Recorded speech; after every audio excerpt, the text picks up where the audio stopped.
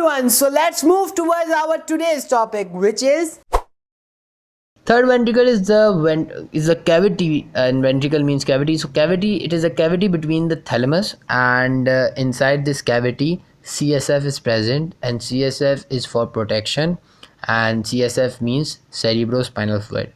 This cavity is lined by ependymal cells, and it connects with the fourth ventricle through cerebral aqueduct, which is present below it, and lateral to it lateral ventricles are present. Lateral ventricle से कैसे connected होते हैं?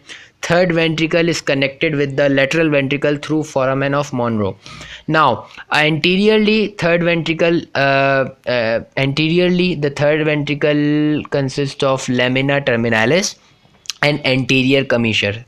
Posteriorly, pineal glands and posterior commissure is present. What is posterior commissure and anterior commissure? Basically these are the fibers and which are connecting the two cerebral hemispheres. Okay, so two sides of the brain are connected by these commissures.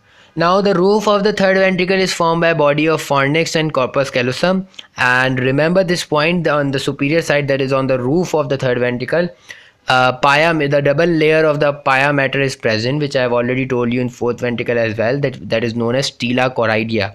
So it is also present in third ventricle as well, and tela choroidea is forming the choroid plexus as well, and choroid plexus is secreting and forming the CSF.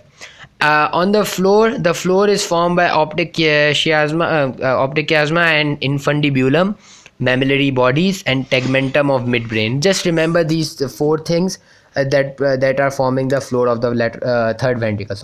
And third ventricle, on the lateral side of the third ventricle, thalamus and hypothalamus is present. Like I said, between the two thalamus, there are two thalamus. So between the thalamus, a slit-like appearance is present, known as slit-like cavity is present, known as third ventricle. So this is the whole topic of third ventricle.